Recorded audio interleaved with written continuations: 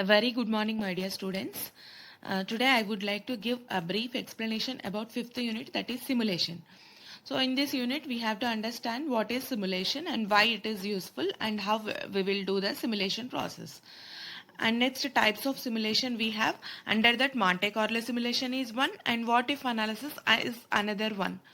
And before going to start about Monte Carlo simulation, first we have to understand the concept of random number generation. Why it is needed means, for Monte Carlo simulation, first we have to understand how randomly we are selecting the data. So for that purpose, random number generation is needed. And next we have verification and validation, differences between verification and validation. Then we have advantages and disadvantages of simulation, risk analysis. These two concepts we have to understand. Then finally we have decision tree analysis that you have already studied in operations research. Now I would like to say the definition of simulation. Simulation can able to test the systems virtually before an organization going to take some particular decision. That means which represents a real world data in a computer model by giving some instructions to the organization with the help of that particular data model. That means simulation can able to give the duplication or replication of the real world data virtually to take some informed decisions, so that the organization can able to make the decisions perfectly. Simulation can able to test the systems virtually before an organization going to take some decision. That means which is a computer model that mimics the real world system or scenario, which mimics the real world system in computer by using a model which is the virtual data, providing for organization to take some informed decision. That is the definition of simulation.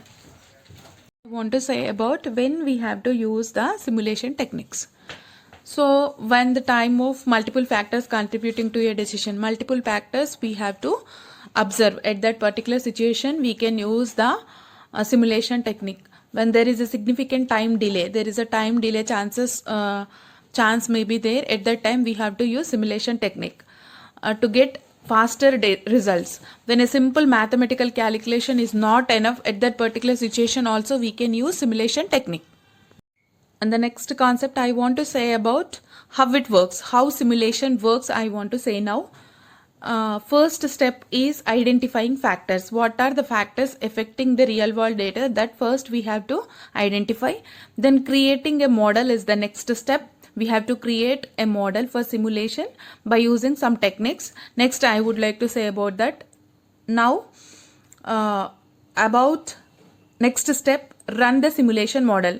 Then run the simulation model, finally analyze the results. 4 steps we have to understand in the working procedure. Identifying factors is the first one, creating a model is the second one, run the simulation model is the third one, analyze the results is the fourth step. These 4 steps we have to follow while applying simulation model. Next, listen here. Applications of simulation in data analytics. Supply chain optimization is the first application. Here we can understand simulating different inventory levels. That means a supply chain means from manufacturing to marketing. How the steps will go in optimization way. That means simulating different inventory levels, how we can manufacturing and what we can manufacture, what are the good transportation techniques or routes, and demand patterns. What are the demand patterns for that particular product we can understand by using the simulation techniques. That means virtual data we can collect from the various scenarios in the real world system, and by observing those from the existing and proposed systems, then we can apply those for getting good optimization in the supply chain management. So in that way we can achieve the goal. Good decisions we can take in supply chain optimization. Next application is financial modeling, predicting market behavior and assessing investment risks by simulating different economic scenarios. That means by financial model by simulation techniques we can improve the financial model. That means predicting market behavior, how the market behavior and how the investment risk will going on. By collecting real world risk scenarios and virtual model in computer based model, we can collect the data from real world scenarios without disturbing the real world system. We can collect from the data from past, present, and then we can give the model, and we can analyze the model by past data and observing present, then future prediction we can give from that model. Virtual model we can give the future prediction, then a good decision in the financial modeling we can achieve. Next application is healthcare planning. While coming to the healthcare, here we can observe the data which is related to hospitals and optimize the results allocation. That means we can reduce the waiting time in the hospitals by collecting the virtual data from the various hospitals. So from that we can make a model to reduce the waiting time and to improve the resources in the hospitals. Next one is marketing campaign analysis. Here evaluating the impact of different marketing strategies. What are the different marketing strategies? We can observe from the virtual data we collected from the real world scenario, and we can make a model in the computer to get the good result by using simulating techniques. Then next listen here students, data analytics professionals should know these 4 types of simulation models actually. Those are Monte Carlo method, agent based modeling, discrete event simulation and system dynamic modeling. These are the 4 types of modeling techniques generally we have. While coming to our syllabus, we have 2 kinds of simulation techniques. Those are Monte Carlo method and another one is what if analysis. These 2 kinds of simulation techniques we have to understand in our 5th unit. Next we have to go through with Monte Carlo simulation. In the case of Monte Carlo simulation, here this is the mathematical technique that uses random variables or random sampling to predict the possible outcomes by past data. To predict the possible outcomes by past data, we have to observe the random variables by collecting from the technique random number generation. So here by using the random number generation we can understand the concept of Monte Carlo simulation, because here we have to select random samples. So for that random samples, how to select a random numbers from the large or huge amount of data. So here we can understand that random number generation in the next concepts, in the next further explanation.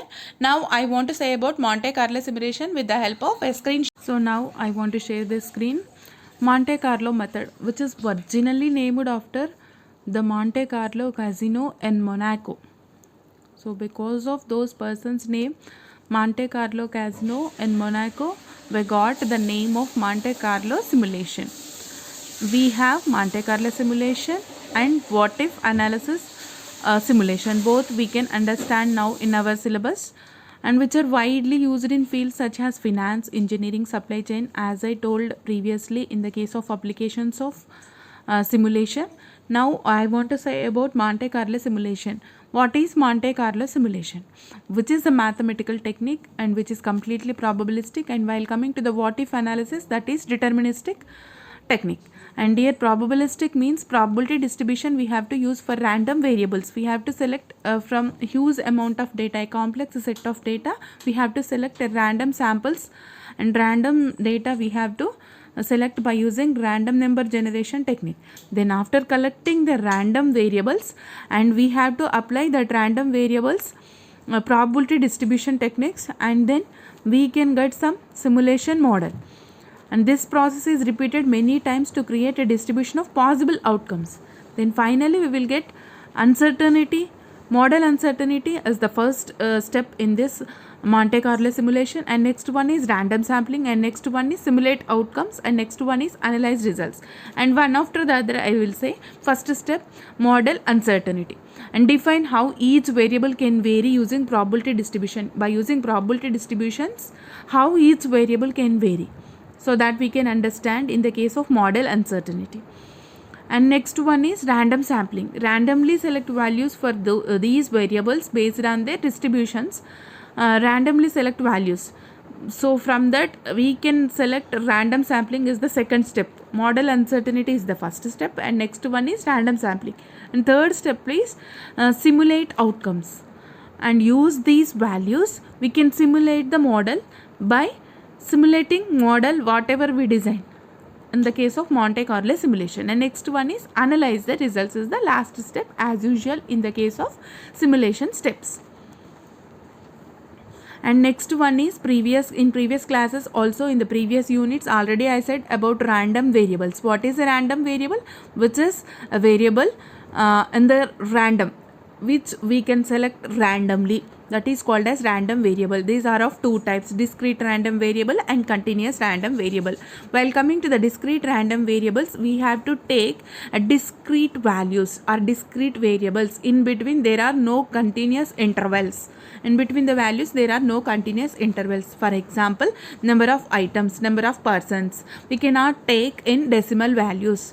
Discrete values only 1, 2, 3 like we can take. So that is why that is discrete random variable. In middle we cannot divide the data into continuous variables, discrete continuous values, intervals. We cannot divide that two points, two variables, two data points into discrete continuous values. That is why that is discrete random variable. And next one is continuous random variable. In the case of continuous random variable, these variables can vary. In middle we can divide the data points or data variables into discrete continuous intervals, continuous variables. That means in decimal points. Example, height and weight 23.5 kgs. Likewise we can take. So that is why continuous random variable containing continuous intervals in between two discrete values. That is why that is continuous random variable. Example is height and weight. And next one is probability distribution. Already I said normal distribution, you know. So in the case of probability distributions, normal distribution is most commonly used distribution in statistics, and central limit theorem. Here I want to say once again about normal distribution. Here what is normal distribution theoretically means all the values, all the data points which are symmetrically distributed around the mean value. So that is called as normal distribution, and this showing curve shows the normal distribution in probability distributions, and central limit theorem follows normal distribution.